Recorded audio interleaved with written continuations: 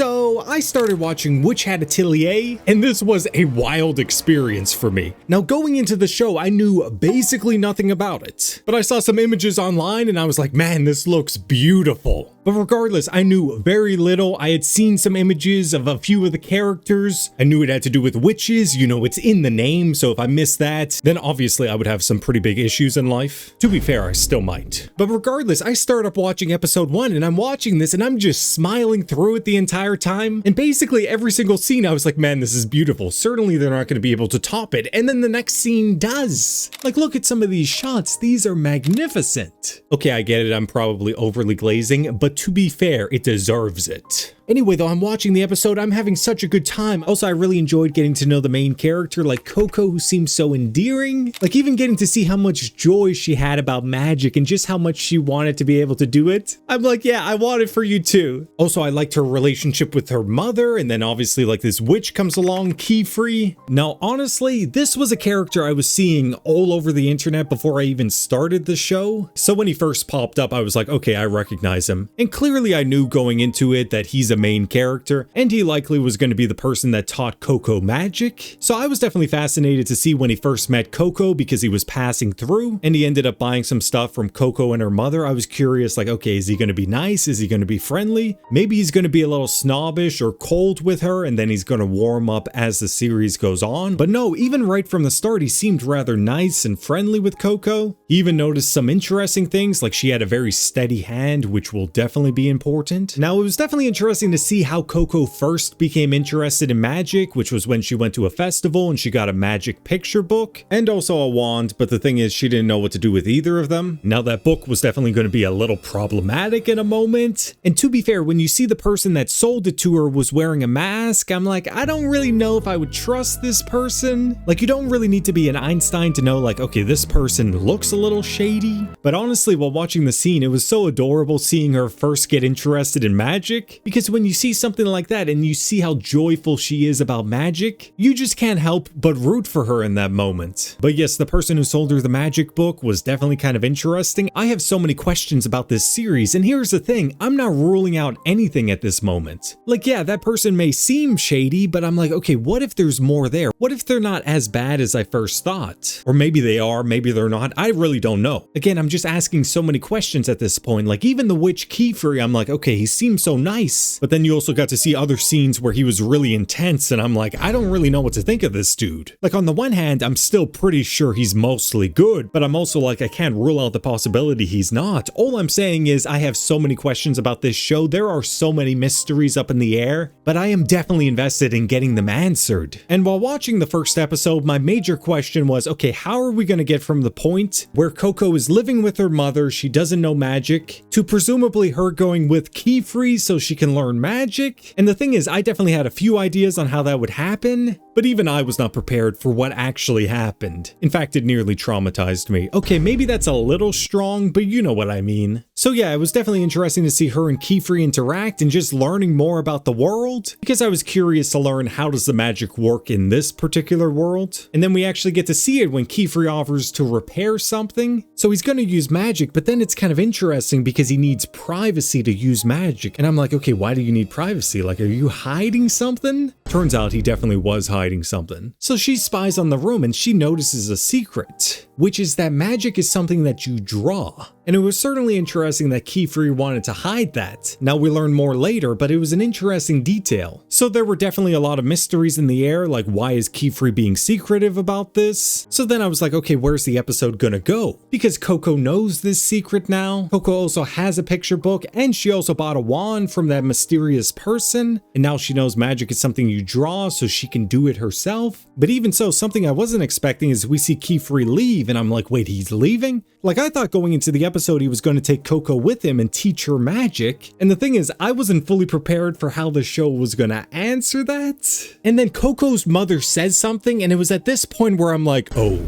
okay, please don't do what I think you're going to do. because her mom was a little somber and was like, I was worried you were gonna go with him because I know how much you like magic and this and that. And I'm watching this like, obviously Coco's gonna learn magic, but her mom doesn't want her to leave, so how are they gonna work that into the story? And my first thought was, okay, please don't kill the mother. Like, please, I need this. I don't even know why I need this much, but please don't kill the mother. So I spent the next several minutes in denial while watching this, like, okay, I wonder how they're gonna work it in, because I wasn't even letting myself think that they were going to kill the mother, because I'm like, I don't know if I could take that. I'm really enjoying the episode, but don't do this to me. But then we get to this moment here where Coco and her mother have a nice moment. Her mother heads off to bed, and Coco's like, okay, mom, I promise I'm not going anywhere, but I need to try magic. And of course, you just know something's gonna go wrong. Like, you know, a child playing with magic, what could possibly go wrong? Especially because the magic book with all the spells you may have gotten from a shady individual. But either way, we get to see Coco start doing magic, and I will say, despite the fact that I was terrified the entire time, like what's about to happen, it was still nice to see the joy she had when she actually was doing magic. But of course, inevitably, she chose to draw a spell she definitely should not have. Like, even I immediately knew, like, yeah, don't draw that one. Like, it has a dragon on it. It seems very dangerous. But either way, we see Kiefer camping out, and he has a realization like, oh, Coco mentioned a picture book, like I better head back. And you see that right as the dangerous spell is going off, Kiefer shows up, he grabs Coco, he flies her way above the house, the spell is going out of control, and then you see her mother come out, and I'm like, no.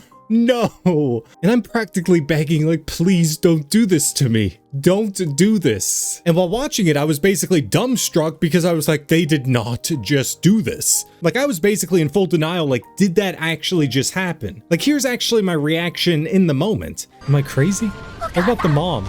Okay, please tell me she's not gonna die.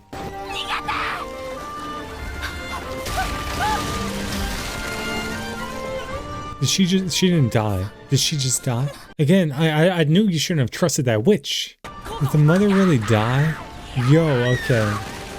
You see, this is what I was worried about. I needed a second, man. Like, okay.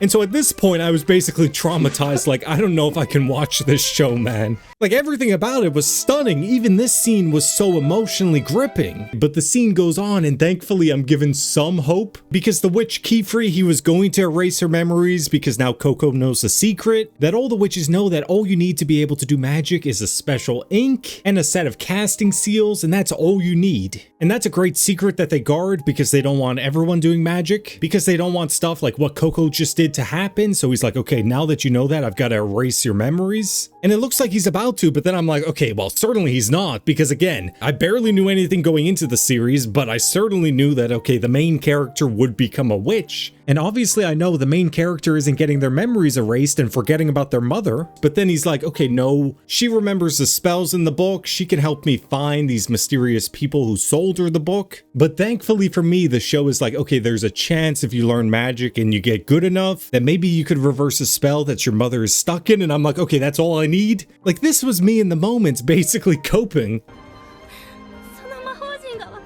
Okay, thank you. Okay, I'm holding out to hope. So the mother's not dead. Yo, I swear. I was like, I don't know if I could take this. I will cope that the mother is going to be saved and that she's alive until there's no chance that it's possible. And to be fair, I might still cope after that because again, I need this. I don't even know why I need this much, but I'm like, please don't kill her mother. Like, I probably sound quite silly now, and I get that. Like, why do I care this much? But I don't know why, but this show connected me so much. Like, I was genuinely invested in these characters, and Coco and her mother, and even Kiefer to a lesser extent. And I do find it fascinating that the show opens up this question of, are the witches right to keep the secret of magic from everyone else? Because if everyone's able to do magic, there's going to be a lot of people that are irresponsible with it. But at the same time, who's to say that the witches are in the right to keep that from everyone? So I do hope the series really dives into those questions and explores them. And so the closing of this episode took me on such a wild roller coaster of emotions. Like, one moment I felt traumatized seeing her mother die, to the next moment being like, okay, there's a chance that she's alive, and there's a chance Coco can eventually save her.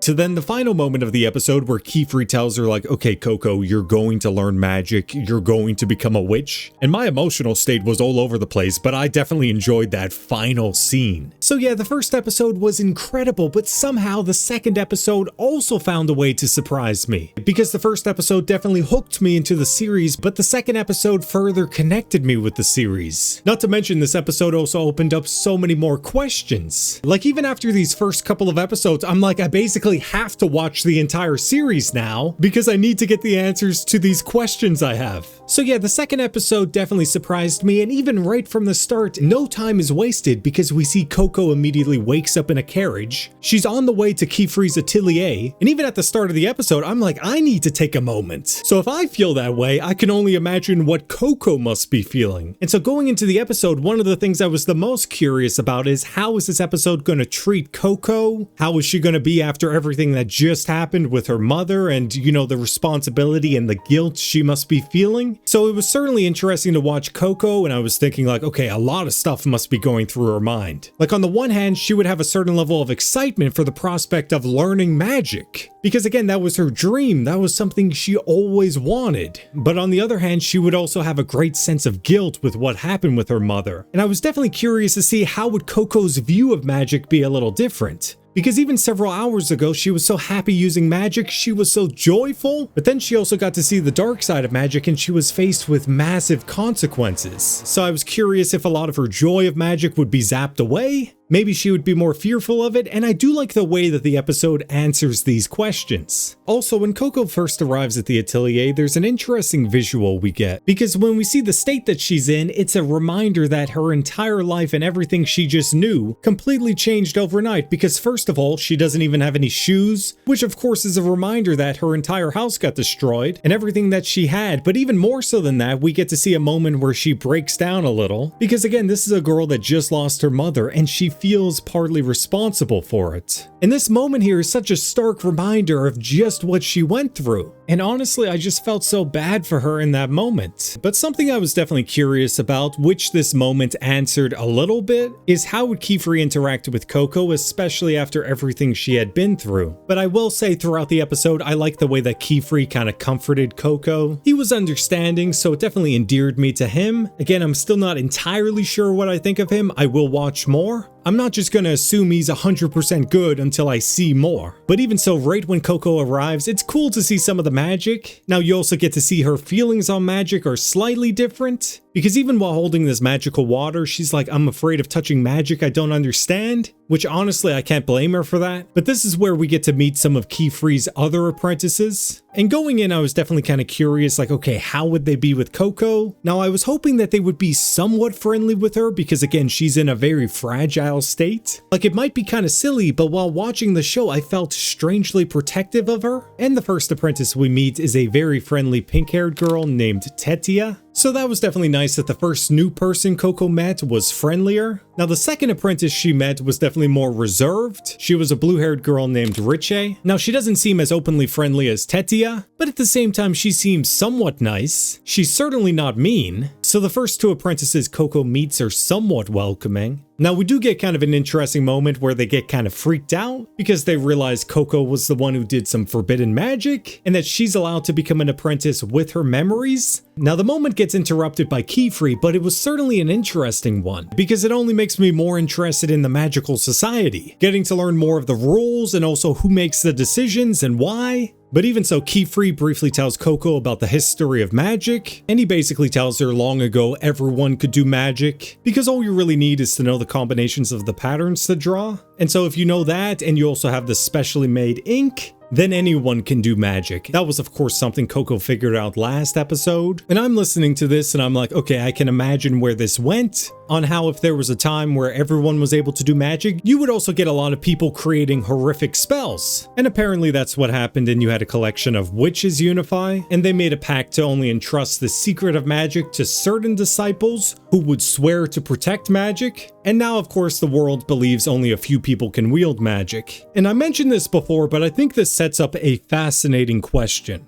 And really it's the question of, are the witches who limit this knowledge in the right or wrong? because I really don't know, and I can definitely see both arguments. Like, on the one hand, I understand if magic is more accessible, you're also going to get a lot of people that do a lot of evil with it. So it is definitely possible that the witches that guard these secrets are mostly good. But at the same time, I wonder who's to say that the people who restrict this information are right to do this, because it's definitely possible they can get corrupted. And then if that's the case and we get a situation where only a few people have access to magic, and the people who decide that are corrupted, then we have an even bigger issue than if everyone had access. Now look, I'm not even saying that that's the case, I'm simply saying I'm considering all possibilities. And I'm definitely curious to see how the series answers these questions. But even so, I like that Coco listens to this and she feels the responsibility of magic. And she pleads with Keyfree to teach her so she doesn't use the bad magic again and hurt anyone. So I definitely like that about Coco. But even so, we see Keyfree, he explains the basic rules for magic, such as that you can't cast spells directly onto the human body, so you can't alter people's bodies, their ages, or even their thoughts. And even the moment he mentioned that, I'm like, hold up, aren't we forgetting that you almost erased Coco's memories? Like, that kind of feels like it breaks the rules. But even before I mentioned that, he was like, oh yeah, we do have one exception, and that exception deals with erasing memories. Now, it's possible that that's a good exception, but I'm also like, that exception feels like it exclusively benefits the people who use magic. Like, all I'm saying is I'm not just taking everything Keyfree says at face value. I do think it's fair to be a little distrusting of all these witches that keep very secretive information.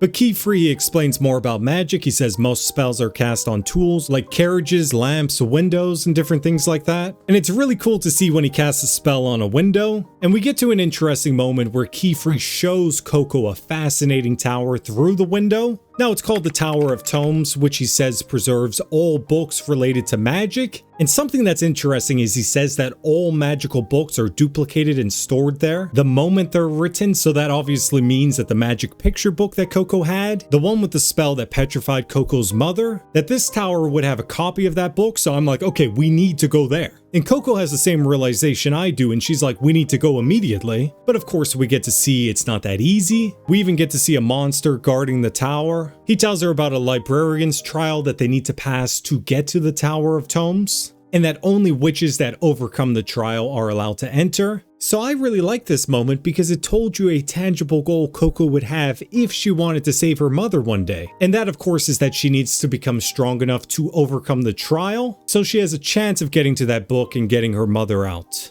So I was really enjoying the episode so far, and I love this moment we get to see where Keyfree shows her some of the beauty of magic as well. Like, some of these visuals are just incredible. Now, we do get an interesting moment where Keyfree is on a secret call with someone, but it is interesting that Keyfree mentions that Coco still hasn't told him anything about the picture book. And this was a moment where I had that realization, like, okay, how much do I trust Keyfree? Like, he seems fairly good and fairly nice, but moments like this are a reminder, like, okay, he has his own motivations. And again, you don't really know this character that well. So I think that's an important thing to keep in context. But even so, we are introduced to the final apprentice of Keyfree's, and this apprentice is also going to be Coco's roommate. Now, the final apprentice is a girl named Agot. And honestly, even before meeting the final apprentice, I was like, okay, the first two, they mostly seemed welcoming. I bet you the third one's not going to be as welcoming. And turns out I was right. Because Coco meets Agot and you can see she's clearly not as welcoming. In fact, if anything, she seems more annoyed with Coco being there because she feels like the entire apprentices have had to work their entire lives for this. And Coco didn't have to go through what they did. And honestly, I can understand her perspective. Now, she doesn't even stop with that, and she even openly tells Coco, like, yeah, you don't have what it takes to become a witch. And personally, it's not fun to hear the doubt, but at the same time, it certainly makes the story more interesting when you have someone that doubts our main character. Because inevitably, when Coco succeeds, it only makes it more satisfying. It definitely feels like this is setting up a major rivalry between these two. But even so, the episode continued, and I like this one moment where we get to see Coco eating with some of the others, because I like these moments that let the world breathe a little. And then the next day we get to see Coco, she begins learning magic, and I definitely found it endearing to see her determination, but also how she kind of struggled throughout the first day, because obviously things would be a lot less interesting if she was just instantly good at everything. So I'm definitely curious to see how Coco does with learning magic over time, but even so, the episode ends with a bit of a tense moment between Agot and Coco, and I am definitely fascinated to see where the show goes from here. But I certainly enjoyed it. Anyway, what do you think about this? Also, if you want to see more of these kind of videos and other anime videos, remember to subscribe. It is going to be a wild journey, but I look forward to it, and thank you for watching.